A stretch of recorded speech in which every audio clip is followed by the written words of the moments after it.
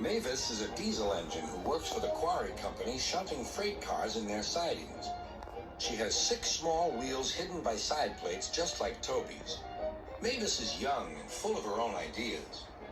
She loves rearranging things too and began putting Toby's cars in different places every day. This made Toby cross. Freight cars, he grumbled, should be where you want them when you want them. Fiddlesticks, said Mavis and flounced away. At last, Toby lost patience. I can't waste time playing hunt the cars with you. Take them yourself. Mavis was pleased. Taking cars made her feel important. At the station, Diesel oiled up to her. Toby's an old fusspot, she complained. Diesel sensed trouble and was delighted. Toby says only steam engines can manage freight cars, continued Mavis. How absurd, squirmed Diesel. Depend upon it, Mavis. Anything steam engines can do, we diesels can do better. Diesel knew nothing about cars, but Mavis didn't realize this. Toby's line crosses the main road behind the station and for a short way follows a farm lane. Frosty weather makes the muddy lane rock hard and very slippery. Toby stops before reaching the lane. His fireman halts the traffic at the crossing, and then he sets off again.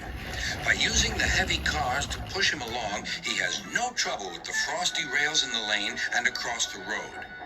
It is the only safe thing to do in this kind of weather.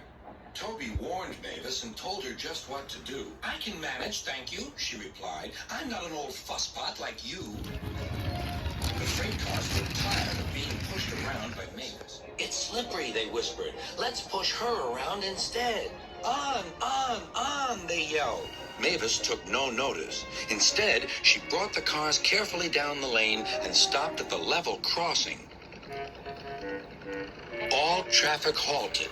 One in the headlamp for fusspot Toby, chortled Mavis.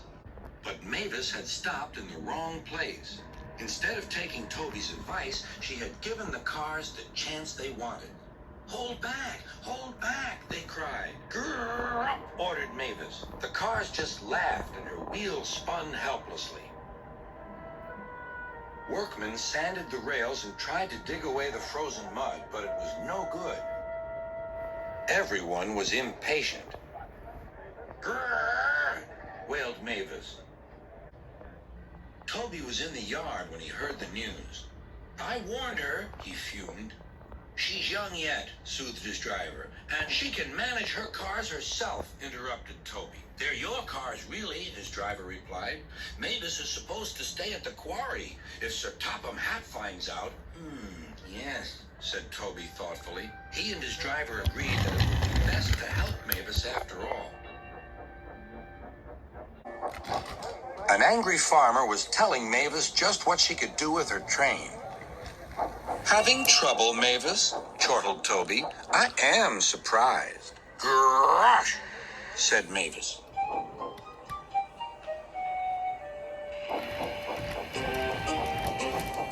With much puffing and wheel slip, Toby pushed Mavis and the freight cars back. The hard work made his fire burn fiercely, and his firemen spread hot cinders to melt the frozen mud.